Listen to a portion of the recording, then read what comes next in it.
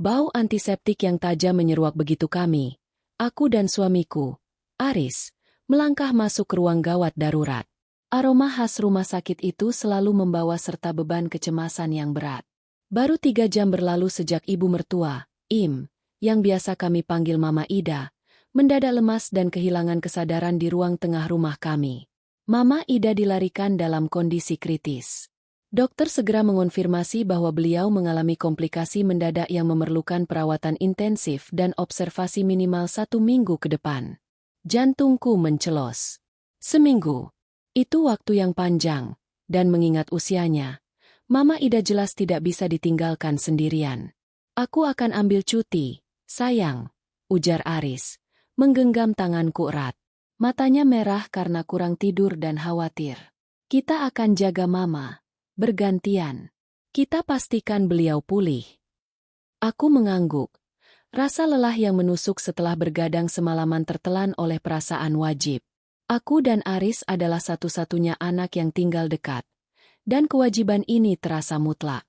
Masalahnya, tepat di rumah, ada ibuku sendiri. Ibuku sedang berkunjung dari kampung untuk beberapa minggu, menikmati waktu bersama cucunya.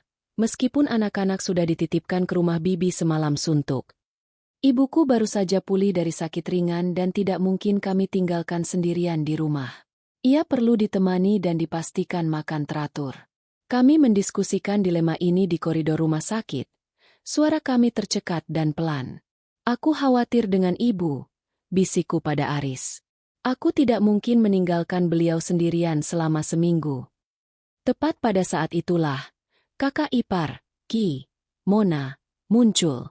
Mona, kakak perempuan Aris, adalah tipikal wanita karir yang sibuk dan jarang terlihat, tetapi mendadak tampil dengan aura kepedulian yang bersinar terang. Kalian kenapa tegang begitu? Tanya Mona, suaranya halus dan penuh perhatian, kontras dengan kemeja kerjanya yang masih rapi. Ia baru saja tiba setelah mendengar kabar darurat tersebut. Aris menjelaskan situasi kami, dan sebelum aku sempat menyarankan untuk mencari perawat atau menitipkan ibu ke rumah tetangga, Mona sudah memotong dengan senyum lebar yang terasa terlalu sempurna. Ya ampun, kalian ini repot sekali, katanya sambil memelukku singkat. Kalian fokus saja ke Mama Ida di sini. Masalah tante, maksudku, ibumu, serahkan saja padaku. Aku akan tinggal di rumah kalian selama seminggu ini. Aku libur panjang kebetulan. Aku tertegun. Mona dan aku tidak pernah akrab. Hubungan kami selalu profesional, diliputi sedikit ketegangan pasif-agresif yang tak terucapkan, terutama sejak masalah pembagian aset keluarga beberapa tahun lalu. Melihatnya menawarkan pengorbanan sebesar ini membuatku merasa bersalah sekaligus lega. Mona, sungguh? Kau yakin? Tanya Aris, takjub. Tentu saja yakin. Tante sedang sakit, kan? Aku akan merawatnya dengan baik, membuatkan makanan sehat, dan menemaninya mengobrol. Anggap saja sebagai balasan karena kalian sudah berkorban total untuk Mama. Jawab Mona, nadanya lembut dan penuh empati. Ia bahkan menyentuh lenganku, gerak-gerik yang sangat jarang ia lakukan. Wajah Aris berseri-seri. Terima kasih, Mon. Kau penyelamat kami. Mona hanya tersenyum samar. Pandangannya beralih padaku. Pokoknya, jangan khawatir, Ira. Ibumu akan aman bersamaku. Aku tahu kalian capek sekali. Sekarang fokus. Tidak ada yang lebih penting dari Mama Ida. Mendengar jaminan itu, sebagian besar kecemasanku luntur. Pengorbanan untuk mertua memang harus total, dan sekarang ibuku sudah ada yang menjaga. Aku harus mempercayai kakak ipar. Lagi pula, apa mungkin Mona akan berbuat jahat pada ibuku sendiri? Mona terlihat begitu tulus, begitu berbakti. Aku menepis keraguan yang muncul di sudut hatiku, menganggapnya hanya kelelahan yang bicara. Kami kembali ke rumah sakit sebentar untuk mengambil tas berisi perlengkapan jaga. Di sana, Mona dengan sigap mengemas barangnya dan menyambut ibuku dengan senyum termanis yang pernah kulihat. Tante, jangan khawatir. Ira dan Aris akan menjaga Mama Ida. Sekarang Tante biar aku yang jaga. Ya, kita akan bersenang-senang di rumah, kata Mona pada ibuku, yang terlihat sedikit bingung dengan pergantian pengurus mendadak ini. Ibuku hanya tersenyum lemah. Terima kasih, Nak Mona. Maaf merepotkan. Tidak merepotkan sama sekali, Tante. Mona tertawa kecil. Aku menghampiri ibu, memeluknya sekilas. Aku janji akan sering telepon. Bu, kalau ada apa-apa, ibu bisa minta Mona menghubungi kami, ya? Iya, Nak. Jaga dirimu dan mertuamu, balas ibu, tatapannya menyiratkan kekhawatiran khas seorang ibu. Dengan hati yang kini lebih tenang, atau lebih tepatnya, terpaksa tenang, aku dan Aris kembali ke rumah sakit. Meninggalkan rumah yang dipenuhi senyum manis Mona dan janji-janji palsu tentang perhatian.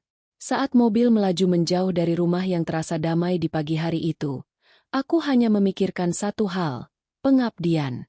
Pengabdian total yang akan kupenuhi selama seminggu penuh, tanpa tahu bahwa di balik pintu rumah yang baru saja kutinggalkan, sebuah kejahatan brutal telah dimulai. Malam pertama di rumah sakit terasa panjang. Aku berusaha tidur sebentar di kursi tunggu yang keras, memimpikan wajah khawatir ibuku dan senyum Mona yang terasa ganjil. Aku siap untuk seminggu tanpa tidur demi ibu mertua. Tapi aku tidak tahu bahwa pengorbanan di rumah sakit itu hanyalah awal dari drama horor yang menungguku di rumah. 3 hari pertama di rumah sakit Bakti Mulia terasa seperti 3 bulan. Waktu tidak lagi dihitung dalam jam, melainkan dalam dosis obat, bunyi alarm monitor detak jantung, dan jam besuk yang selalu berlalu terlalu cepat. Mama Ida, Im, ditempatkan di ruang perawatan khusus, yang berarti aku dan Aris harus bergantian menjaga dengan ketat. Kami berdua menerapkan sistem shift 12 jam. Aris mengambil giliran pagi, menangani administrasi dan berdiskusi dengan dokter. Aku mengambil giliran malam, waktu yang paling krusial dan paling menguras tenaga. Di malam hari, Mama Ida sering mengalami gelisah, demam, dan tekanan darahnya naik turun tak terduga. Malam pertama, aku hampir tidak bisa mengedipkan mata. Aku terus berdiri di samping ranjang, memastikan selang infus tidak tertekuk, membasahi bibir Mama Ida yang kering, dan menjawab setiap panggilan kecilnya dengan senyum yang dipaksakan. Rasa kantuk yang menyerang terasa seperti pukulan godam, tetapi aku tahu, satu-satunya hal yang lebih buruk dari rasa kantuk ini adalah membiarkan Mama Ida merasa sendirian atau tidak terawat dengan baik. Ira, kamu luar biasa, kata Aris pada hari kedua. Matanya memancarkan rasa terima kasih yang tulus ketika ia mengambil alih jagaku. Aku tahu ini berat, tapi Mama sangat terbantu dengan kehadiranmu. Pujian dari Aris adalah bahan bakar yang aku butuhkan. Aku ingin menjadi menantu yang sempurna, yang menunjukkan bahwa pengorbananku setara dengan pengorbanan Aris untuk ibunya. Aku ingin membuktikan bahwa aku adalah bagian dari keluarga ini, seutuhnya. Namun, di tengah semua pengabdian fisik ini, kekhawatiran tentang ibuku di rumah mulai menggerogoti. Ibuku tidak pernah terbiasa dengan lingkungan yang asing, apalagi dengan Mona. Tepat pada sore hari kedua, aku memutuskan untuk menelepon rumah. Aku sengaja menunggu sampai waktu aku lepas shift agar tidak mengganggu fokusku merawat Mama Ida. Teleponku langsung diangkat oleh Mona. Halo, Mon? Bagaimana kabar Mama Ida? Tanyaku. Tetapi Mona langsung memotong. Mama Ida di sini baik-baik saja. Ira, dokter bilang tekanan darahnya stabil, dan dia sudah makan bubur porsi kecil. Jawab Mona dengan nada terburu-buru. Hanya itu yang ia tanyakan. Kabar Mama Ida, ibu kandungnya. Oh, syukurlah. Mon, bisakah aku bicara sebentar dengan ibu? Tanyaku. Jantungku mulai berdetak lebih cepat. Keheningan sesaat melanda. Aku bisa mendengar suara televisi yang samar-samar di latar belakang, bukan suara ibuku. Ibu? Ulang Mona. Nadanya kembali menjadi manis dan meyakinkan, namun terdengar sedikit berlebihan. Oh, Tante sudah tidur. Ira. Baru saja. Beliau sangat lelah hari ini, makannya banyak, jadi aku biarkan saja istirahat. Ponselnya aku matikan supaya tidak ada yang mengganggu. Aku merasa sedikit lega. Tetapi ada sesuatu yang mengganjal. Ibuku adalah tipe orang yang sulit tidur di siang hari. Tadi siang bagaimana? Mon, apakah ibu makan dengan baik? Tentu saja. Aku masak sop ayam kesukaan tante. Semua aman. Ira. Aku mengurusnya seperti aku mengurus ibuku sendiri, ujar Mona sambil tertawa kecil. Aku juga sudah memastikan semua pintu dan jendela terkunci. Pokoknya, semua baik-baik saja. Jangan khawatir. Fokus pada Mama Ida, ya. Perkataan, semua baik-baik saja, diulang dengan penekanan yang sedikit aneh, seolah Mona sedang meyakinkan dirinya sendiri, bukan aku. Namun, aku terlalu lelah untuk berdebat atau curiga lebih jauh. Aku hanya mengiyakan dan menutup telepon. Malam ketiga adalah puncaknya. Mama Ida mengalami kenaikan suhu mendadak. Aku segera memanggil perawat. Selama hampir 2 jam, aku berdiri tegang, memegangi tangan Mama Ida yang terasa panas, mengucapkan doa-doa pelan, dan membantu perawat mengompres tubuh beliau. Ketika suhu akhirnya turun, aku nyaris pingsan karena kelelahan. Ketika Aris datang untuk menggantikan, ia mendapati aku tertidur pulas di kursi dengan posisi yang tidak nyaman. Ia membangunkanku dengan lembut. Sayang, kau perlu tidur di tempat yang layak. Pulang dan istirahatlah sebentar. Pinta Aris, melihat kondisi mataku yang sudah sangat bengkak. Aku menggeleng, merasakan rasa bersalah. Tidak, Riz. Aku akan coba tidur di sofa ruang tunggu. Aku tidak bisa meninggalkan Mama Ida. Tapi ibu di rumah. Aris mencoba mengingatkanku. Ibu aman, ada Mona. Potongku cepat. Kali ini, aku yang mencoba meyakinkan diriku sendiri. Aku mencoba menelepon ibu lagi pada sore hari ketiga, saat Mama Ida sedang tidur nyenyak. Kali ini, Mona menjawab dengan alasan lain yang tak kalah cepat. Maaf, Ira. Tante sedang di kamar mandi. Beliau sedang keramas. Agak lama karena aku membantunya, kata Mona. Dia baik-baik saja. Sudah kubuatkan teh jahe. Jangan ganggu waktu istirahat tante. Ya. Tadi malam dia tidak enak badan sedikit. Jadi hari ini harus istirahat penuh. Setiap kali Mona menjawab, aku tidak pernah mendengar suara ibuku di latar belakang. Tidak ada sapaan, tidak ada batuk.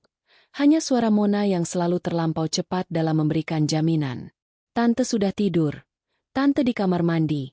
Ponselnya mati. Serangkaian alasan yang terasa terlalu sempurna dan dirangkai dengan baik. Kecurigaan itu mulai berakar. Tetapi dihadapkan pada wajah pucat Mama Ida, kebutuhan mendesak Aris akan dukungan, dan kelelahan fisik yang menyiksa, aku membiarkan kecurigaan itu menjadi bisikan kecil di belakang kepala. Aku meyakinkan diriku bahwa Mona memang sedang berusaha keras, dan karena ia merasa tidak enak dengan aku, ia berusaha meyakinkan aku bahwa ia merawat ibuku dengan baik. Ya, pasti itu. Jangan berburuk sangka. Ira, fokus pada Mama Ida. Aku kembali ke kamar perawatan, mengambil kain lap, dan mulai membersihkan meja kecil di samping ranjang Mama Ida. Pengabdian adalah prioritasku saat ini, dan pengorbanan ini harus kulakukan hingga tuntas. Aku tidak punya energi tersisa untuk memikirkan hal lain, selain sembuh dan pulihnya ibu mertua. Hari keempat di Rumah Sakit Bakti Mulia, kantung mataku sudah mencapai batas maksimalnya. Aku hidup dari kopi sisa semalam dan janji yang kuucapkan pada diriku sendiri untuk menjadi menantu yang sempurna. Kelelahan fisik telah mencapai titik yang mengubah segalanya. Pikiranku mulai kabur, dan emosiku setipis kertas. Aris juga sama. Ia terlihat tua dalam semalam. Kerutan di dahinya semakin dalam setiap kali ia memeriksa monitor detak jantung Mama Ida. Namun, tugas mulia ini tidak bisa dihentikan. Kami berdua adalah benteng bagi Mama Ida, yang kondisinya mulai membaik tetapi masih sangat rapuh. Saat tengah hari di hari keempat, setelah memastikan Mama Ida tertidur setelah makan siang, aku mengambil jeda. Aku berjalan ke taman rumah sakit yang sepi, mencari udara segar yang tidak berbau antiseptik. Di sana, kekhawatiran yang kutahan sejak bab 1 kembali menerjang. Sudah 2 hari penuh sejak terakhir kali Mona memberiku alasan mengapa ibuku tidak bisa bicara denganku. Aku meraih ponsel. Tanganku sedikit gemetar. Kali ini, aku harus bicara dengan ibu, meskipun hanya 2 menit. Aku menekan nomor ponsel Mona. Halo, Mon. Sapaku. Nadaku terdengar lebih tegas dari biasanya. Ira, baru saja aku mau meneleponmu. Aku mau tanya, Mama Ida harusnya sudah boleh minum jus buah naga, kan? Aku mau buatkan besok, jawab Mona. Suaranya terdengar terlalu riang dan sibuk. Iya, boleh. Mon, aku harus bicara dengan ibu. Di mana dia? Tuntutku, tanpa basa-basi. Keheningan melanda sesaat, sama seperti 2 hari sebelumnya. Namun, kali ini keheningan itu terasa lebih panjang, lebih dingin. Ibu? Ulang Mona, lalu tertawa kecil, tawa yang terdengar dipaksakan. Aduh, kau ini kenapa tegang sekali, Ira? Ibumu baik-baik saja.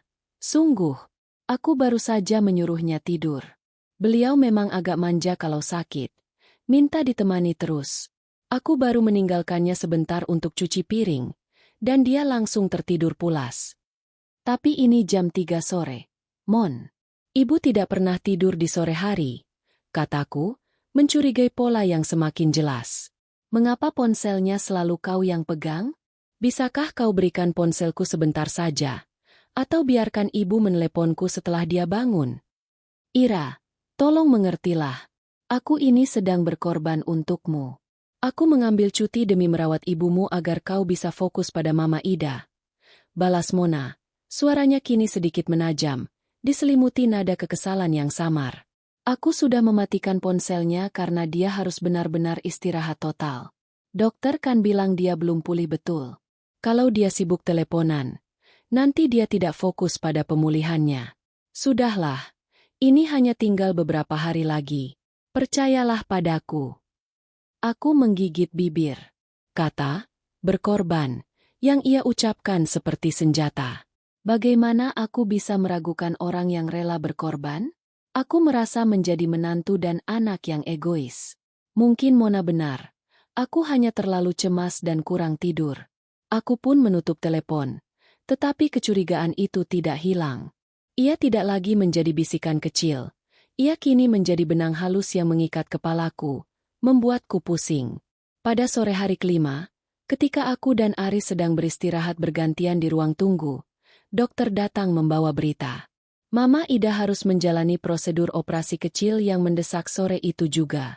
Operasi itu diperlukan untuk mengatasi komplikasi ringan yang muncul. Aris langsung pucat. Kenapa mendadak, Dok? Apakah bahaya?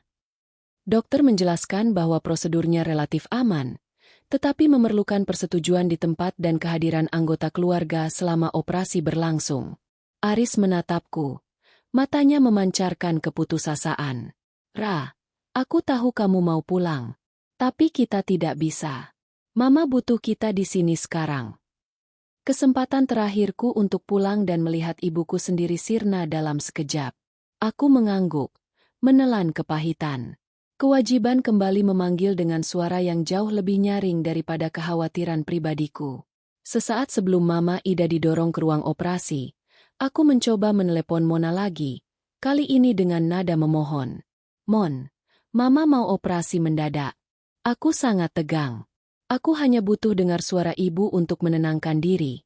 Ujarku, nyaris menangis. Mona, kali ini, terdengar sedikit terkejut. Operasi? Ya Tuhan.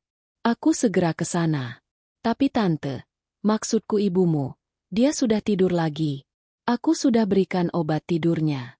Aku tidak bisa membangunkannya hanya untuk menelepon. Obat tidur? Sejak kapan ibuku harus minum obat tidur? Aku tidak pernah tahu. Aku merasakan firasat buruk yang dingin menjalar dari tulang ekorku hingga tengkuk. Alasan Mona tidak lagi masuk akal. Ibuku bukanlah orang yang membutuhkan obat tidur, dan ia bukan tipe yang tidur dari jam 2 siang hingga jam 5 sore. Namun, sebelum aku sempat menanyakan tentang obat itu, Aris memanggilku. Ira, ayo, kita harus tanda tangan formulir persetujuan sekarang. Aku menatap ponsel yang sudah terputus itu. Kecurigaan itu nyata, tetapi aku tidak punya bukti, tidak punya waktu, dan yang paling penting, tidak punya energi. Aku harus menepisnya. Aku harus percaya. Aku harus fokus pada Mama Ida yang akan dioperasi. Aku meyakinkan diriku bahwa setelah operasi ini selesai, dan Mama Ida stabil, aku akan segera pulang. Aku akan memeluk ibuku dan menertawakan segala paranoia yang muncul akibat kurang tidur ini. Ya, pasti hanya paranoia. Aku mengikuti Aris, meninggalkan telepon dan segala kecurigaan itu di belakang. Tugas menantu sempurna harus diselesaikan. Bahkan jika itu berarti mengabaikan suara kecil nan tajam di hati yang terus berteriak, "Pulang." Hari ke-6. Udara di ruang tunggu operasi terasa tipis, berat, dan dingin. Aku dan Aris duduk bersebelahan selama 3 jam, hanya ditemani bisikan doa dan bunyi denting jam dinding yang terasa tak sabar. Ketika lampu di atas pintu ruang operasi padam dan dokter muncul dengan senyum lega, beban ratusan kilogram langsung terangkat dari pundakku. "Operasi berjalan lancar," ujar dokter. Ibu Ida menunjukkan pemulihan yang baik dan prosedur kecil tadi berhasil mengatasi komplikasi. Sekarang tinggal pemulihan dan observasi ketat. Paling lama besok, beliau bisa dipindahkan ke kamar perawatan biasa. Aris langsung memelukku erat. Air matanya menetes. "Syukurlah, Ira. Semua karena pengorbananmu. Kau bahkan tidak tidur selama berhari-hari." Aku balas memeluknya. Kelegaan yang kurasakan begitu besar hingga membuatku lunglai. Keberhasilan ini terasa seperti ganjaran atas pengabdian total yang kulakukan. Setelah Mama Ida dipindahkan ke kamar pemulihan, kondisinya stabil. Ia membuka mata dan senyum pertamanya langsung ditujukan padaku. "Ira, anakku," bisik Mama Ida, suaranya lemah. "Terima kasih. Kamu menjaga Mama seperti anak kandung sendiri. Bahkan lebih. Kamu berkorban begitu total." Aku tersipu malu sekaligus bangga. Perasaan lelah yang menumpuk seolah terbayar lunas oleh pujian dan tatapan tulus dari ibu mertua. Tepat pada momen haru itu, Mona muncul. Ia datang dengan sekantong buah-buahan segar dan tampak sedikit terengah-engah, seolah baru saja melalui kemacetan panjang. Penampilan dan auranya jauh berbeda dari saat ia menawarkan diri menjaga ibuku di hari pertama. Ia kini terlihat lelah. Raut wajahnya tegang. "Mama, syukurlah kau sudah sadar," seru Mona, bergegas menghampiri ranjang, memeluk Mama Ida singkat dan sedikit kaku. Mama Ida meraih tangan Mona. "Terima kasih sudah datang, Nak. Aris dan Ira sudah berkorban total untuk Mama di sini. Mereka pahlawan Mama." Mona tersenyum, tetapi senyum itu tidak mencapai matanya. Ia melirikku sekilas. Tatapannya dingin dan cepat, sebelum kembali tersenyum pada Mama Ida. "Tentu, Ma. Mereka memang hebat. Aku juga sudah berusaha sebaik mungkin di rumah menjaga tante," jawab Mona. Suaranya sedikit meninggi. Ada penekanan berlebihan pada kata, "berusaha." Aris yang tidak menyadari ketegangan halus itu, menepuk bahu Mona. "Terima kasih juga, Mon. Kami berutang budi karena kamu sudah menjaga Ibu Ira." "Hanya sepele, Riz. Tidak ada apa-apanya dibandingkan pengorbanan Ira di sini," kata Mona. Nadanya berubah sinis saat mengucapkan pengorbanan Ira. Aku berusaha mengabaikannya. Kelelahanku membuatku tidak ingin mencari masalah. Aku berjalan ke sudut ruangan, pura-pura membereskan tisu bekas. Mona mengikutiku. "Kau senang sekali, ya?" bisik Mona. Suaranya sangat pelan tetapi menusuk. Aku menoleh. Bingung. "Senang apa, Mon?" "Senang dipuji Mama. Senang mendengar Mama bilang kau lebih baik dari anak kandung. Kau datang ke sini, bekerja keras di depan Mama, hanya untuk mencari muka dan terlihat sempurna." Tudingnya, tatapan matanya penuh kebencian yang mendalam dan terpendam. Ekspresi manisnya kini hilang total, digantikan wajah penuh iri dan amarah. Kata-kata Mona menghantamku seperti bongkahan es. Aku tidak pernah terpikir melakukan ini demi mencari muka. Aku melakukannya karena kewajiban dan rasa sayang. "Mona, aku tidak mencari muka. Aku mencintai suamiku dan ini ibunya. Sudah tugasku," balasku, berusaha agar suaraku tetap tenang. Mona mendengus pelan, lalu berbalik. "Terserah. Cepat atau lambat, semuanya akan terbuka. Omong-omong, tante di rumah baik-baik saja.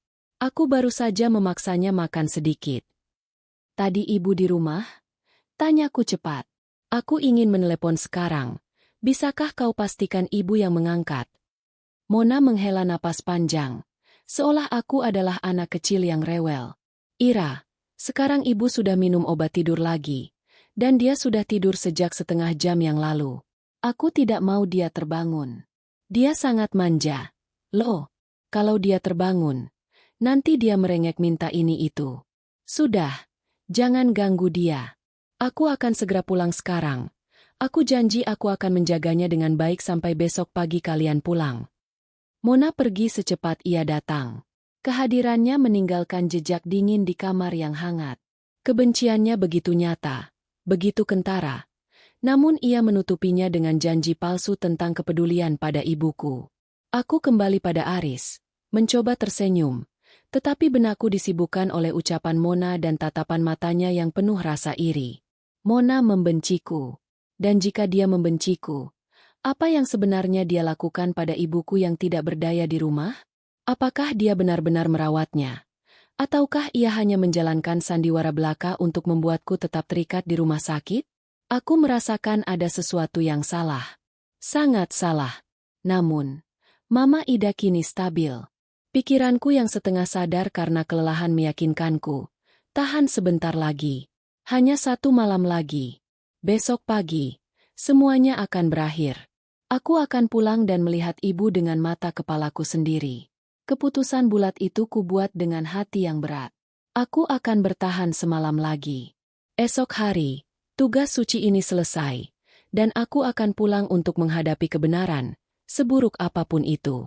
Aku tidak sabar untuk meninggalkan rumah sakit yang terasa mencekik ini. Pagi hari ke-7 di Rumah Sakit Bakti Mulia terasa seperti kemenangan yang pahit. Kepahitan karena kelelahan yang ekstrim, dan kemenangan karena Mama Ida, Im, akhirnya dipindahkan ke kamar perawatan kelas 1, yang berarti beliau sudah stabil dan bisa dijaga oleh perawat tambahan serta kerabat lain. Tugas mulia aku dan Aris sudah selesai. Pulang, sayang. Pulang sekarang juga. Ujar Mama Ida dengan suara yang sudah jauh lebih kuat, sambil menggenggam tanganku. Mama tidak ingin melihat kalian ambruk di sini. Kalian sudah lebih dari cukup berkorban untuk Mama. Kalian adalah anak-anak yang luar biasa. Aris menatapku. Matanya memancarkan rasa lega dan kebanggaan yang mendalam. Ia terlihat seperti prajurit yang baru pulang dari medan perang, tetapi berhasil membawa kemenangan. Wajahnya yang ditumbuhi janggut tipis dan matanya yang cekung tidak bisa menyembunyikan fakta bahwa ia juga berada di ambang batas kelelahan. Kita pulang, Ra, bisik Aris. Kita tidur selama 24 jam penuh. Aku sudah siapkan perawat dan Bibi Dina akan datang menjaga Mama Ida sore ini. Proses perpisahan itu diwarnai dengan janji dan ucapan terima kasih berulang kali. Mama Ida memelukku lama, dan di saat itu, aku merasakan kehangatan yang tulus dari ibu mertuaku. Semua malam tanpa tidur, semua ketegangan selama operasi, terbayar lunas. Aku telah memenuhi janjiku sebagai menantu, sebagai istri, dan sebagai anggota keluarga yang bertanggung jawab. Kami meninggalkan rumah sakit pada jam 10 pagi, di bawah terik matahari yang terasa menyengat setelah seminggu hanya melihat lampu neon. Di mobil, kami sama-sama diam. Bukan karena marah, tetapi karena tidak ada lagi energi yang tersisa untuk berbicara. Kami hanya ingin sampai di rumah, mandi, dan tidur. Di tengah keheningan yang dipenuhi dengungan mesin mobil, tiba-tiba aku teringat sesuatu. Ibuku. Riz, sebentar, kataku, meraih ponselku. Aku harus menelepon ibu sekarang. Ini sudah seminggu. Aris menghela napas. Nadanya dipenuhi kelelahan. Ira, jangan sekarang. Tunggu kita sampai di rumah. Atau, biar aku yang telepon Mona. Sudah kubilang, dia pasti menjaga ibu dengan baik. Dia bahkan datang kemarin, kan? Justru itu, kataku. Semenjak dia datang kemarin, ada yang aneh. Mon. Aku tidak menyelesaikan kalimatku, memilih untuk langsung menekan nomor ponsel Mona. Panggilan pertama, tidak diangkat. Panggilan kedua, nada sibuk. Panggilan ketiga, kali ini ponsel Mona langsung dimatikan. Kekhawatiran yang selama seminggu terakhir ku tepis sebagai Paranoia karena kurang tidur, kini menyeruak kembali. Mengapa Mona mematikan ponselnya? Padahal kami sudah bilang akan pulang hari ini? Lihat, Riz. Dia matikan ponselnya. Ujarku, menunjukkan layar ponselku pada Aris. Aris melirik sekilas, lalu memegang tanganku. Sayang, aku tahu kamu lelah. Dan percayalah, kelelahan itu membuat pikiran kita kemana-mana. Mona mungkin sudah pulang ke rumahnya. Atau dia sedang sibuk membereskan rumah. Ingat, dia kan juga baru saja berkorban seminggu menjaga ibumu. Kasihan dia. Aris tersenyum menenangkan. Ibumu pasti baik-baik saja. Pasti sudah tidur nyenyak di kasur empuk. Mona bilang ibu agak manja dan selalu minta ditemani. Kan? Itu artinya dia memang selalu bersama ibu. Ayo, kita cepat pulang. Aku janji, 5 menit setelah sampai di rumah, kamu akan melihat ibu sedang menonton TV atau sedang memasak. Mendengar keyakinan Aris, aku kembali menepis keraguan itu. Aris benar. Aku terlalu lelah untuk berpikir jernih. Aku telah menyelesaikan tugas besarku dengan sukses. Tidak mungkin ibuku dalam bahaya. Tidak mungkin kakak ipar yang manis itu akan berbuat jahat. Setengah jam kemudian, mobil kami memasuki garasi rumah. Matahari bersinar di atas genteng, tetapi rumah kami tampak terlalu sunyi. Tidak ada mobil Mona. Tidak ada tanda-tanda kehidupan. Pintu depan terbuka sedikit, seolah Mona pergi terburu-buru. Aris langsung merebahkan diri di sofa ruang tamu tanpa mengganti pakaian. Aku tidur sebentar. 15 menit saja. Gumamnya, suaranya langsung tercekat oleh kantuk. Detik berikutnya, ia sudah tertidur pulas. Pengorbanannya selama seminggu telah mengambil alih tubuhnya. Aku berdiri di ambang pintu ruang tamu, melihat keheningan yang mencekam. Bau rumah terasa berbeda. Bukan bau rumah yang baru ditinggal pergi, melainkan bau apek dan pengap yang tipis. Aku merasa aneh. Tidak ada tanda-tanda ibu. Tidak ada sepatu di rak. Tidak ada suara televisi. Aku seharusnya juga tidur. Aku seharusnya mengikuti Aris dan memejamkan mata. Tapi ada keheningan yang terlalu berat, yang tidak bisa kujelaskan. Ini bukan sunyi damai. Ini sunyi mencekam. Aku memutuskan untuk ke dapur, membuat segelas air hangat dan mencari ibuku di kamarku. Aku yakin, ibu pasti ada di sana. Aku pasti hanya paranoid. Namun, saat aku berjalan menuju dapur di bagian belakang rumah, langkahku terhenti. Keheningan itu pecah. Telingaku menangkap suara yang sangat samar. Suara yang seharusnya tidak ada di rumah yang ditinggalkan. Suara gesekan pelan, disusul rintihan yang sangat lemah, seperti tangisan yang ditahan. Suara itu berasal dari gudang. Gudang belakang yang selalu terkunci rapat. Napas aku tercekat. Tanganku yang memegang tas ransel mendadak dingin. Aku tahu, insting keibuan yang selama ini kutahan, tidak bisa lagi diabaikan. Aku harus melihatnya. Aku harus tahu apa yang ada di balik pintu gudang yang gelap itu. Pintu kamar utama tertutup pelan. Aris, suamiku, sudah tertidur nyenyak, nyaris pingsan di atas kasur. Hanya dalam beberapa detik, dengkuran halusnya memenuhi ruangan. Kelelahan selama seminggu penuh telah menariknya ke dalam lubang hitam tidur yang tak terhindarkan. Aku membiarkannya. Dia berhak mendapatkan istirahat total itu. Namun, di dalam diriku, kantuk seolah dicabut paksa oleh firasat buruk yang kini merayap menjadi teror yang nyata. Aku mengambil napas dalam-dalam, mencoba mengabaikan rasa pusing yang berasal dari kurang tidur, dan mencoba fokus pada apa yang ada di depan mata. Rumah kami sunyi. Terlalu sunyi untuk rumah yang baru saja ditinggali oleh 2 orang, Mona dan ibuku, selama 7 hari. Aku memulai pencarian ibuku. Aku berjalan perlahan ke kamar tidur tamu, tempat ibuku seharusnya tidur. Aku berharap menemukan beliau sedang beristirahat, menonton televisi, atau mungkin membaca buku. Saat aku membuka pintu kamar tamu, yang kulihat hanyalah kekosongan. Kamar itu rapi sekali. Terlalu rapi. Selimut terlipat sempurna di kaki ranjang, bantal tertata simetris, dan jendela tertutup rapat. Tidak ada tas ibuku, tidak ada buku bacaan, dan tidak ada sandal jepit di samping ranjang. Rasanya seperti kamar itu sudah kosong selama seminggu. Jantungku berdebar semakin cepat. Di mana ibu? Aku kembali ke ruang tengah. Mataku menyapu setiap sudut. Di meja makan, tidak ada piring kotor. Di tempat cuci piring, tidak ada tumpukan alat masak. Hanya ada sebuah catatan kecil di atas kulkas dari Mona. Ira, aku pulang subuh tadi. Aku sudah bersihkan semua. Tante sudah aku pastikan tidur nyenyak di kamarnya. Aku capek sekali. Aku janji akan mampir lagi nanti sore. Love, Mona. Mona bilang dia membersihkan semua dan memastikan ibu tidur nyenyak di kamarnya. Tapi kamar ibuku, kamar tamu, kosong. Panik mulai merangkak naik. Aku mencoba menenangkan diri dengan berpikir logis. Mungkin ibuku sedang di kamar mandi utama. Aku bergegas menuju kamar mandi. Kosong. Lalu ke kamar mandi belakang. Kosong. Kini aku tidak bisa lagi menipu diriku sendiri. Kecurigaan yang ditanam Mona lewat telepon selama seminggu ini bukan paranoid. Itu adalah kenyataan yang dingin.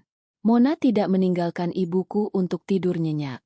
Mona meninggalkannya begitu saja, tergesa-gesa, lalu mematikan ponselnya. Aku meraih ponsel, berniat membangunkan Aris. Tetapi sebelum aku sempat melakukannya, suara aneh itu kembali. Kali ini, suara itu lebih jelas. Gesekan ritmis yang sangat pelan, seperti kuku yang menggaruk permukaan kayu, diselingi rintihan yang nyaris tidak terdengar. Rintihan itu sangat lemah, tetapi penuh dengan putus asa dan keputusasaan yang tak terbayangkan. Suara itu berasal dari belakang, dari dapur, menuju area laundry dan berakhir di gudang tua. Langkah kakiku terasa berat, seolah dipenuhi timah. Aku berjalan ke dapur. Udara di bagian belakang rumah ini terasa jauh lebih pengap daripada di depan. Ada bau yang tidak sedap, bau yang lebih dari sekadar apek. Itu adalah bau yang busuk. Bau sisa makanan basi bercampur dengan kelembaban dan kotoran. Aku berhenti tepat di depan pintu gudang. Pintu kayu tua yang tebal, biasanya hanya digunakan untuk menyimpan perkakas dan barang-barang yang terlupakan. Pintu itu selalu terkunci dengan gembok, tetapi kali ini, pintu itu tertutup rapat dan diganjal dari luar dengan sebatang balok kayu tebal yang diletakkan melintang di lantai. Aku membungkuk, menyentuh balok kayu itu. Balok itu berat, dan diposisikan sedemikian rupa sehingga mustahil bagi seseorang di dalam untuk mendorong pintu keluar. Aku kembali mendengar gesekan itu.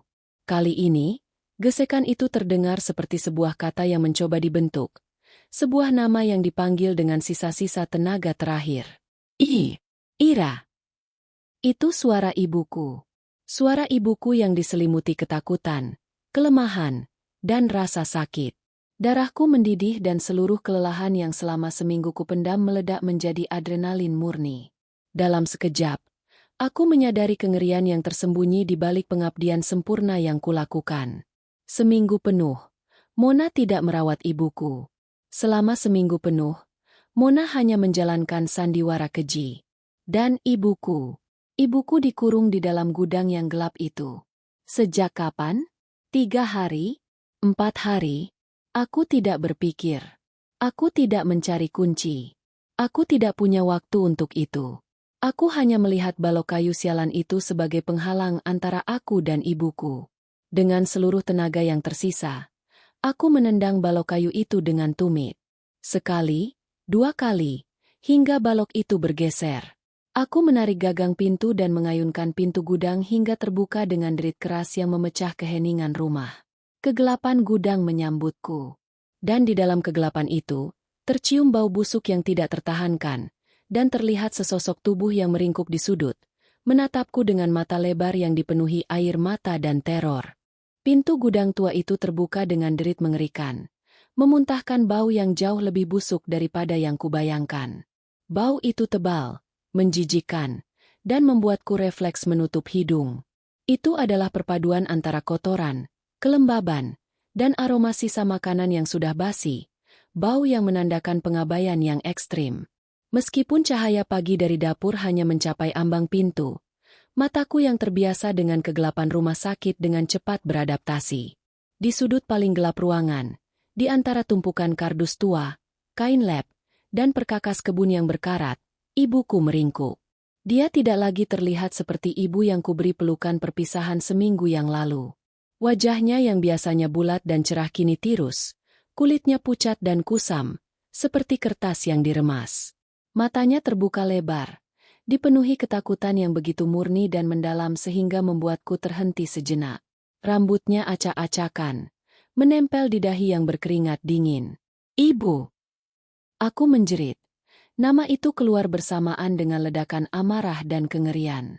Aku bergegas masuk, mengabaikan segala rasa jijik, mengabaikan rasa pusing karena kelelahan, dan yang paling penting, mengabaikan bau yang kini terasa menusuk paru-paru. Gudang itu sangat kecil. Ibuku hanya beralaskan karung goni tua yang sudah lusuh. Di sampingnya, aku melihat sisa makanan. Bukan makanan sisa, melainkan makanan yang sengaja dibiarkan membusuk. Ada sepotong roti yang ditumbuhi jamur hijau tebal, dan sisa nasi dalam piring plastik yang dihinggapi lalat yang berdengung keras. Di sudut lain, ada ember kecil yang digunakan sebagai toilet. Isinya tumpah sedikit dan menyebabkan genangan kecil yang kotor. "Ira, anakku," bisik ibuku, suaranya parau, lemah, nyaris tidak terdengar. Ia mencoba mengulurkan tangan ke arahku, tetapi tenaganya habis. Aku segera memeluknya. Tubuhnya kurus dan dingin. Saat aku menyentuhnya, air mata ibuku tumpah, membasahi bahuku. Ia tidak menangis dengan isakan keras, melainkan dengan tangisan yang tertahan, yang terasa lebih menyakitkan daripada jeritan apapun. "Ya Tuhan, Ibu, apa yang terjadi?" Tanyaku, suaraku tercekat. "Kunci, dia mengunciku. Ira, isak ibuku. Dia mengunciku. Sejak kau pergi ke rumah sakit, dia mengunciku." Aku menarik tubuhnya menjauh sebentar, menatap matanya dalam-dalam. "Sejak seminggu lalu." Ibuku menggeleng, isakannya semakin keras. "Tidak, 5 hari. Sejak 5 hari yang lalu. 2 hari pertama, dia masih memberiku makan dan minum, tapi dia sudah mengurungku di sini.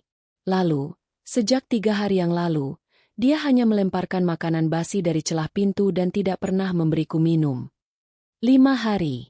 5 hari ibuku yang sakit dikurung dalam kegelapan dan kebusukan, sementara aku, anaknya, berkorban habis-habisan di rumah sakit untuk ibu mertua. 5 hari Mona berbohong padaku dengan suara manisnya. 5 hari ia meyakinkanku bahwa ibuku sedang tidur nyenyak, mandi, atau minum obat tidur. Rasa syok dan ngeri yang kurasakan sebelumnya kini berubah menjadi kemarahan yang membakar. Kemarahan yang begitu kuat hingga hampir membuatku pingsan. Aku merasa dikhianati secara total. Pengorbananku, pengorbanan Aris, semua itu menjadi sia-sia karena kejahatan yang terjadi di bawah atap kami sendiri. "Kita keluar, Bu. Kita keluar sekarang," kataku, memaksakan diri untuk tenang. Aku mengangkat ibuku ke pelukanku. Tubuhnya seringan kapas. Aku berjalan mundur, melewati pintu gudang yang terbuka lebar. Ketika aku menginjak lantai dapur yang bersih, kontras antara kotoran dan bau busuk gudang dengan rumah yang baru dibersihkan Mona terasa begitu ironis dan kejam. Aku membawa ibuku ke sofa ruang tamu, di mana Aris sedang tidur pulas. "Aris! Aris, bangun!" teriakku. Suaraku serak dan penuh amarah. Aku mengguncang tubuh Aris dengan keras. Aris terbangun dengan kaget. Matanya merah dan bingung. Ia melihatku, lalu melihat ibuku yang meringkuk di sofa, pucat, kotor, dan gemetar. "Ya Tuhan! Ira, ada apa? Ibu kenapa?" Aris bangkit. Matanya melebar tak percaya. "Lihat ibu, Riz." Aku tidak berteriak. Suaraku lebih seperti raungan yang tertahan. "Lihat apa yang kakakmu lakukan. Dia mengunci ibuku di gudang selama 5 hari." Mendengar kata-kata itu, Aris terdiam. Dia melihat ibuku, melihat ke belakang ke arah dapur yang gelap, dan kemudian melihatku, yang matanya dipenuhi air mata dan kobaran amarah. Rasa lelahnya menghilang seketika, digantikan oleh kengerian dan kemarahan yang sama seperti yang kurasakan. Gudang? Mona? Tidak. Ra. Tidak mungkin. Mona tidak mungkin melakukan ini, bisik Aris, mencoba menyangkal kenyataan yang begitu brutal. Aku menunjuk ke belakang. Pintu gudang itu diganjal balok kayu dari luar. Ris. Dan di dalamnya, ada makanan yang sudah membusuk. 5 hari ibuku tidak diberi minum layak, sementara kita di sana, berkorban untuk ibumu. Air mata mengalir di pipiku.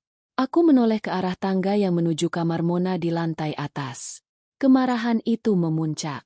Aku tidak akan menunggu sedetik pun. Ibuku butuh pertolongan, dan Mona butuh pertanggungjawaban.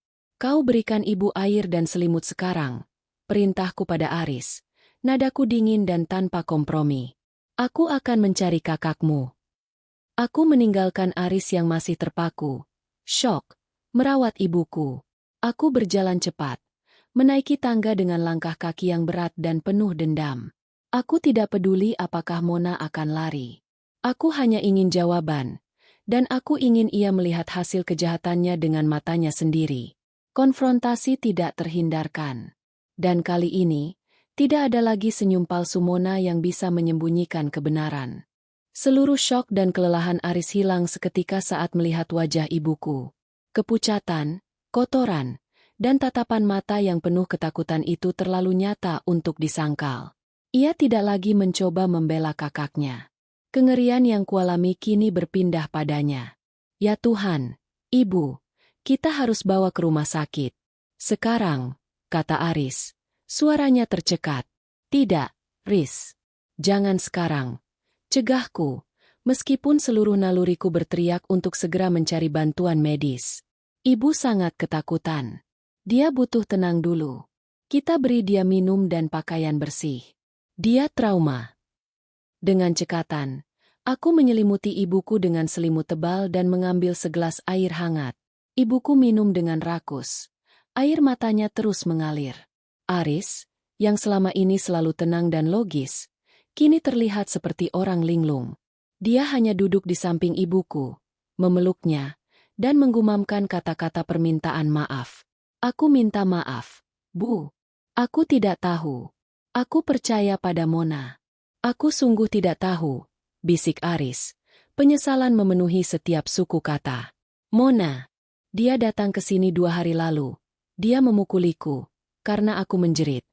Bisik ibuku, suaranya masih parau dan lemah.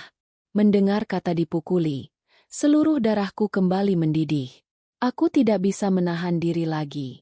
Aku meninggalkan Aris yang sedang merawat ibuku, dan berjalan menuju tangga. Aku tidak akan membiarkan ini, Riz. Kau urus ibu. Aku akan cari kakakmu. Kataku, nadaku mutlak. Aku menaiki tangga dengan langkah kaki yang berat. Penuh kemarahan yang tertahan. Aku tahu Mona tidak mungkin pergi jauh. Catatan di kulkas tadi pagi bilang dia baru pulang subuh. Ia pasti bersembunyi di kamarnya di lantai atas, yang kebetulan bersebelahan dengan kamar utama kami. Aku mencapai pintu kamar Mona dan menggedornya dengan keras. Mona, keluar. Aku tahu kau di dalam. Keluar sekarang juga, teriakku. Tidak lagi peduli apakah itu akan membangunkan seluruh tetangga. Tidak ada jawaban. Aku memutar kenop pintu. Terkunci. Jangan membuatku mendobrak pintu ini. Mona, aku sudah tahu apa yang kau lakukan pada ibuku. Buka pintunya. Seruku lagi. Keheningan melanda sesaat. Lalu, terdengar suara gesekan dari dalam, dan pintu terbuka sedikit. Mona berdiri di ambang pintu. Wajahnya pucat, matanya sembab seperti baru menangis. Ia mengenakan piyama, rambutnya berantakan, berusaha menampilkan persona korban yang lelah. Ira, ada apa? Kenapa kau berteriak? Aku baru saja bangun, aku capek sekali, ujar Mona. Suaranya masih berusaha terdengar lembut. Jangan berbohong, Mona. Aku mendorong pintu hingga terbuka lebar. Di mana gembok gudang itu? Tuntutku, menunjuk ke arahnya dengan tangan gemetar. Wajah Mona langsung berubah warna. Ekspresi korban itu hilang. digantikan oleh ketakutan yang dingin. Gudang apa? Aku tidak tahu. Aku sudah membersihkan semuanya. Dia mencoba berdalih, tetapi matanya terus bergerak-gerak liar. Tiba-tiba, Aris muncul di belakangku. Dia tidak lagi terlihat linglung. Kemarahannya yang tenang jauh lebih menakutkan daripada amarahku yang meledak-ledak. Ia melihat Mona, dan matanya penuh dengan rasa jijik dan pengkhianatan. Mona, balok kayu, bau busuk. Ibu di sana, dikurung selama 5 hari. Suara Aris rendah dan mematikan. Katakan yang sebenarnya. Mengapa kau mengunci Ibu Ira di gudang? Mona mundur selangkah. Aku tidak menguncinya. Tante yang masuk sendiri ke sana. Dia bilang dia mau mencari sesuatu. Lalu dia tidak mau keluar. Aku hanya memastikan pintu tertutup supaya dia tidak jatuh. Omong kosong. Raungku. Tante dipukuli olehmu. Dia dehidrasi. Gudang itu diganjal balok kayu dari luar. Kau meninggalkannya dengan makanan basi agar ia kelaparan. Sementara aku di rumah sakit, kau berbohong padaku setiap hari dengan cerita tidur nyenyak dan teh jahe. Mona mulai menangis, tetapi tangisannya terdengar histeris, bukan menyesal. Kalian tidak tahu apa-apa, teriaknya. Kalian hanya melihat aku yang jahat. Kalian berdua yang egois. Kalian berkorban total untuk Mama Ida, tetapi kalian bahkan tidak peduli dengan ibu kandungmu sendiri. Itu tidak memberimu hak untuk menyiksanya. Mona, balas Aris, suaranya bergetar. 5 hari, Mon. 5 hari kau mengurungnya di kegelapan. Aku tidak akan percaya kau hanya ingin memberinya istirahat. Tekanan dari kami berdua terlalu besar. Mona ambruk ke lantai, memukul-mukul lantai kamarnya dengan kepalan tangan, histeris. Ia tidak bisa lagi mempertahankan topeng manisnya. Aku benci kalian, teriak Mona. Aku benci kalian berdua. Aku benci Ira. Aku benci Ibu Ira. Tangisannya semakin menjadi-jadi, kemudian ia mulai mengeluarkan pengakuannya. Pengakuan yang disertai dengan cemburu dan kebencian yang sudah kami rasakan di bab 4. Aku cemburu. Aku cemburu melihat Mama Ida memuji Ira seperti ia tidak pernah memujiku. Isak Mona. Aku adalah anak kandungnya. Kenapa Ira yang selalu dipuji karena pengorbanan palsu ini? Aku benci melihat Ira terlihat sempurna dan berbakti. Jadi, kau mengurung ibuku hanya karena cemburu? Tanyaku, tercengang. Aku tidak ingin Ira terlihat sempurna. Aku ingin Ira gagal. Aku tahu dia harus pulang karena ibunya sakit. Tapi dia tidak mau karena dia mau terlihat berbakti pada Mama. Aku ingin dia pulang, agar dia dihina Mama karena meninggalkan Mama Ida demi ibunya. Mona menjerit. Pengakuan itu keluar bersamaan dengan air mata yang membasahi lantai. Pengakuan Mona adalah campuran dari kebencian pribadi dan keinginan untuk sabotase. Ia ingin aku gagal. Ia ingin aku dihina. Dan ia menjadikan ibuku sebagai alat untuk mewujudkan semua itu. Aku hanya bisa menatapnya. Syok, melihat kebencian yang mendalam dan gila di mata kakak ipar yang selama ini kubayangkan ramah. Namun, di tengah histeria itu, Mona tiba-tiba menatapku dengan mata yang dingin, dan membisikkan sesuatu yang membuat kami berdua terdiam. Tapi, bukan hanya itu. Ada alasan lain. Alasan mengapa aku tahu ibumu adalah kelemahanmu. Aku tahu rahasia yang disimpan tante selama bertahun-tahun. Dan rahasia itu melibatkan Mama Ida. Kami berdua membeku.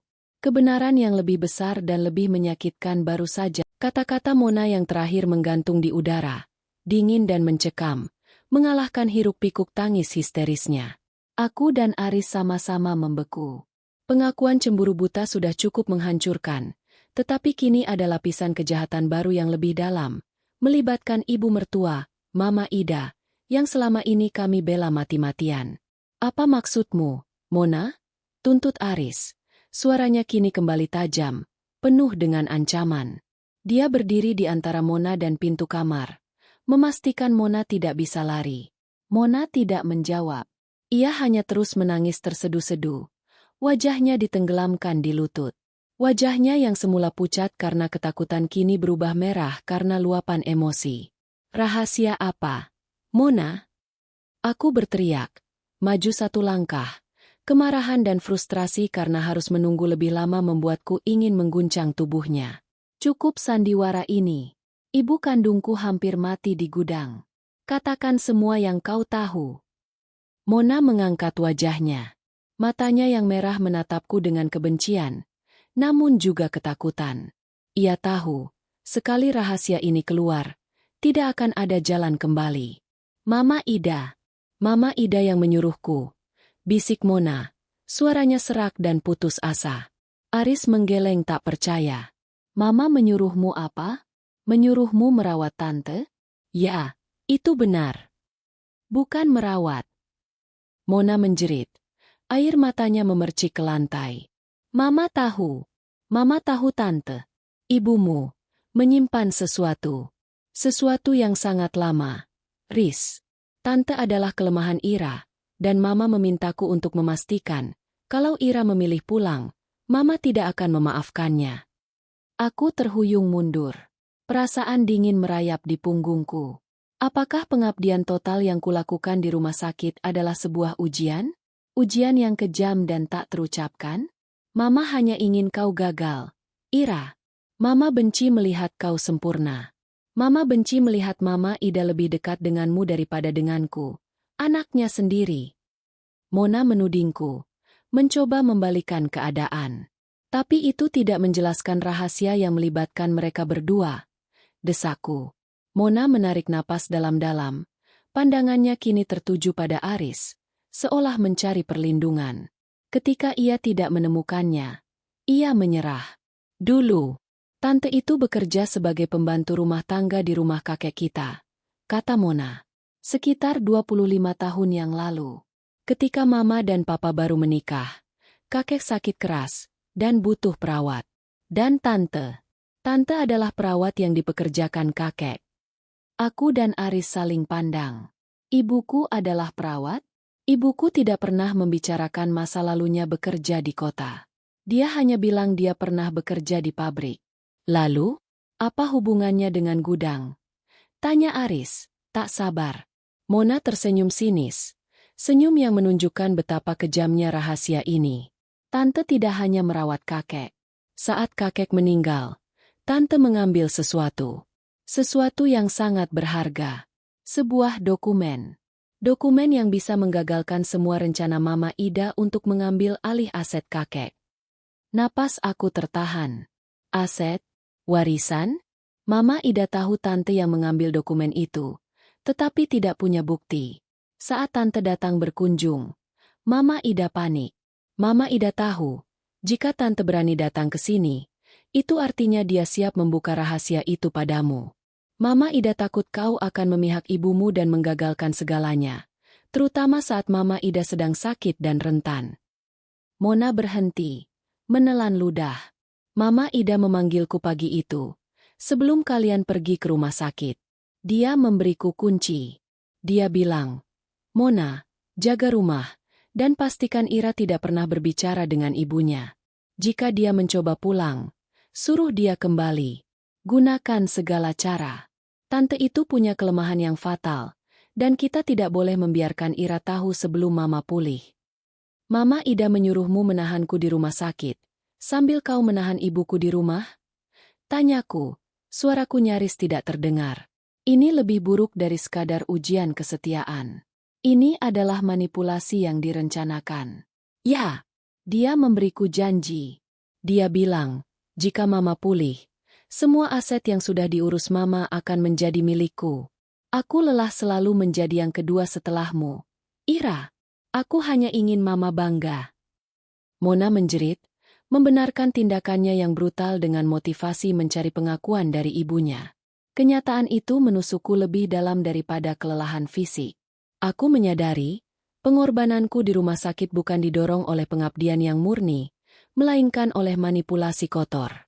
Mama Ida menggunakan situasi daruratnya untuk menjebakku, memastikan aku akan memilih dia dan menjauhkan aku dari ibuku, yang merupakan ancaman. Aris, yang wajahnya selama ini hanya menunjukkan kemarahan, kini berubah menjadi pucat pasi. Ia menyadari ibunya sendiri adalah dalang di balik kekejaman ini. "Mama," bisik Aris. "Tidak mungkin Mama berencana sekeji ini. Mengunci Tante? Tidak, Mon. Itu perbuatanmu sendiri." "Aku memang melampaui batas," akui Mona. "Aku tidak memberinya makan dan air karena aku sangat marah padamu. Ira, aku ingin kau pulang dengan rasa bersalah. Tapi ide awalnya adalah mengurung ibumu di kamar tamu tanpa ponsel, sampai Mama Ida pulih. Aku hanya ingin menakutinya agar dia tidak berani bicara padamu tentang dokumen itu. Dia bilang dia akan memukuli Mama Ida jika Mama Ida tidak memberinya uang." Aku menggeleng, menatap Mona dengan rasa jijik. Ibuku tidak pernah meminta uang. Dia bukan pemeras. Tentu saja dia akan bilang begitu. Mona membalas. "Yang jelas, sekarang rahasianya sudah terbuka. Ibumu adalah mata-mata di rumah kakek. Dia mengambil dokumen itu. Mama Ida tahu. Dan kau harus memilih. Mama Ida atau ibumu." Aku menatap Aris. Suamiku terlihat hancur. Keluarga yang ia banggakan, ibu yang ia sembah, ternyata adalah dalang di balik konspirasi keji dan brutal ini. "Kita lupakan sejenak tentang dokumen itu," kataku. Suaraku kini kembali tenang, sedingin es. "Mona, kau mengurung ibuku selama 5 hari. Kau memukulnya. Kau meninggalkannya dalam kegelapan dan kotoran. Itu adalah kejahatan, Mona. Dan ini adalah hari terakhir kau berada di rumah ini." Aris mengangguk. Matanya menatap tajam ke arah Mona. "Kita lapor polisi sekarang." Mona tersentak. "Tidak. Jangan, Riz. Aku tidak akan melakukannya lagi. Aku akan pergi. Aku tidak akan mengganggu kalian lagi." "Terlambat," kata Aris. Ia mengambil ponsel. Tangannya gemetar. "Kau harus mempertanggungjawabkan perbuatanmu. Dan setelah ini selesai, aku akan bicara dengan Mama Ida. Kau sudah menghancurkan segalanya, Mon." Pengorbanan aku yang total di rumah sakit, yang kupikir adalah bukti kesetiaan, ternyata adalah senjata yang digunakan untuk menghancurkan ibuku sendiri. Kebenaran yang menyakitkan ini jauh lebih menyiksa daripada kelelahan selama seminggu. Kami tidak hanya berjuang melawan penyakit, kami berjuang melawan kejahatan yang terencana. Dan kini, kami harus menghadapi konsekuensi yang akan memecah belah keluarga ini selamanya. Tangan Aris gemetar ketika ia menekan nomor darurat polisi. Di belakangku, Mona masih terisak histeris di lantai, menyadari bahwa janji manis dari Mama Ida tidak akan menyelamatkannya dari konsekuensi perbuatannya. "Saya ingin melaporkan kasus pengurungan dan penganiayaan. Korban adalah ibu mertua saya," ucap Aris. Suaranya tercekat namun jelas. Ia menyebutkan alamat rumah kami dan memberikan deskripsi singkat tentang kondisi ibuku. Sementara kami menunggu kedatangan petugas, aku kembali ke bawah, fokus merawat ibuku. Aku membersihkan luka-luka memar di lengannya, memberinya pakaian bersih, dan menenangkannya. Ibuku terlalu lemah untuk berbicara, tetapi genggaman tangannya yang erat adalah tanda bahwa ia aman. Ketika petugas tiba, prosesnya berjalan cepat dan brutal. Mona dibawa pergi. Sebelum benar-benar keluar, ia sempat menatap Aris dengan tatapan terakhir yang berisi gabungan antara permohonan maaf yang sia-sia dan ancaman diam.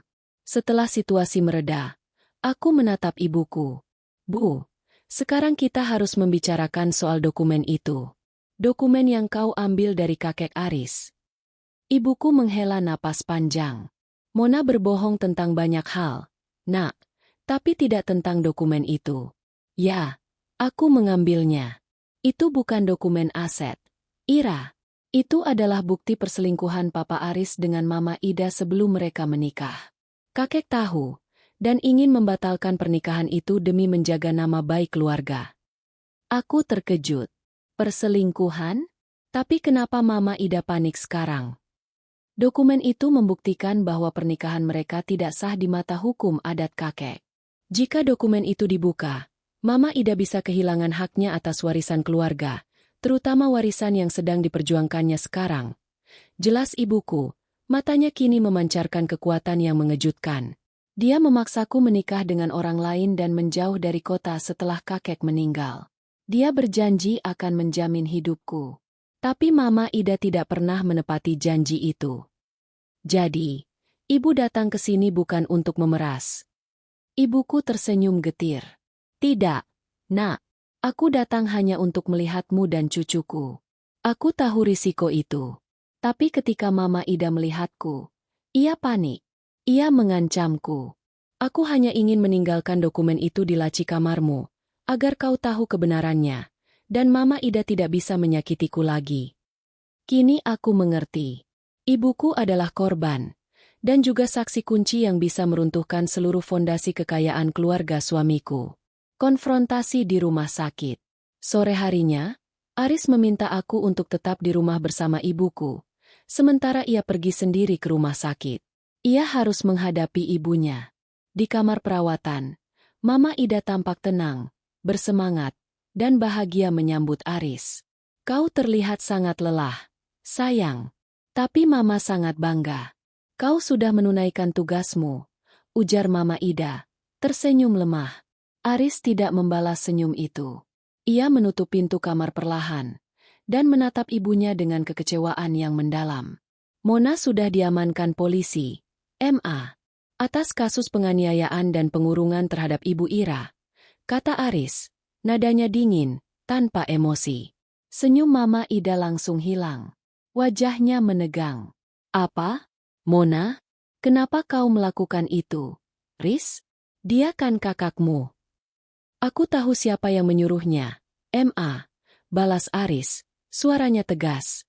Kau yang merencanakan semua ini. Kau yang memberi kunci. Kau yang menyuruhnya menahan Ibu Ira. Kenapa? MA? Hanya karena dokumen warisan kakek? Hanya karena kau takut kebenaran terungkap. Mama Ida mulai menangis. Tetapi tangisannya kali ini adalah tangisan ketakutan karena tertangkap, bukan rasa sakit fisik. Mama takut, Riz. Mama takut kehilangan segalanya. Mama tidak pernah memintanya mengurung tante di gudang. Mama hanya memintanya menjauhkan tante dari Ira. Tapi Mona memang gila. Dia terobsesi dengan pujianku. Aku hanya ingin kau berada di pihakku. Riz. Aku ingin kau dan Ira berkorban untukku, agar kalian tidak punya waktu untuk membela ibumu. Aris merasa seluruh tubuhnya remuk.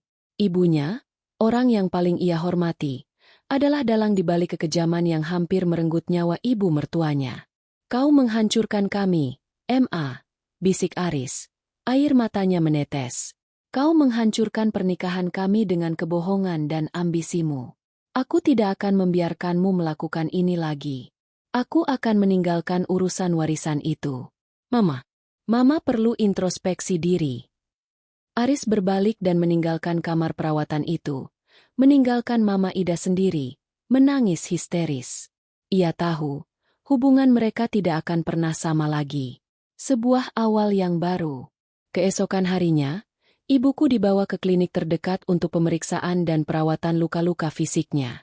Ia selamat, tetapi trauma mentalnya akan membutuhkan waktu. Aku duduk di samping ibuku, menggenggam tangannya. Aris duduk di sisi lainku. Dokumen itu, apa yang akan kita lakukan? Tanya Aris, matanya memandang ibuku. Ibuku menatapku. Terserah padamu. Nak, aku sudah mengatakan kebenarannya. Aku sudah aman. Kebenaran ini adalah bom waktu. Mama Ida akan kehilangan segalanya. Dan kau, Riz, mungkin akan kehilangan ibumu. Aku mengambil dokumen lama yang kusimpan setelah ibuku mengatakannya. Dokumen itu rapuh dan berbau kertas tua. Aku menatap Aris. Wajahnya lelah, tetapi matanya jernih. Aku tidak peduli dengan warisan, Ra. Aku tidak peduli dengan aset yang dibangun di atas kebohongan. Aku hanya peduli pada kita, pada ibu kandungmu, dan pada keluarga baru yang kita bangun. Aku tersenyum. Kehangatan kembali merambat di hatiku setelah seminggu dingin. Aku mengambil pemantik api dari saku Aris. Pengorbanan yang kubuat di rumah sakit itu adalah pengorbanan yang tulus. Tapi sekarang, pengorbananku yang sesungguhnya adalah memilih yang benar, kataku. Aku membakar dokumen perselingkuhan itu di atas piring logam. Kertas tua itu terbakar dengan cepat. Abu-abunya beterbangan, membawa serta rahasia pahit selama 25 tahun. Kami memilih untuk mengakhiri drama warisan ini. Mama Ida mungkin tidak akan dihukum secara hukum, tetapi ia akan dihukum oleh hati nurani anaknya sendiri. Kami memeluk ibuku, memeluk satu sama lain, menyadari bahwa kami telah melewati ujian terberat dalam pernikahan kami.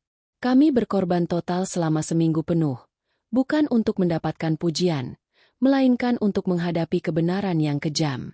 Kini, tugas kami yang sesungguhnya baru saja dimulai, membangun kembali kepercayaan, memulihkan trauma, dan memulai hidup baru, jauh dari bayang-bayang manipulasi dan kekejaman keluarga. Pengabdian total yang sesungguhnya adalah pengabdian kepada kebenaran dan cinta kasih, bukan kepada aset dan topeng kesempurnaan. Tamat.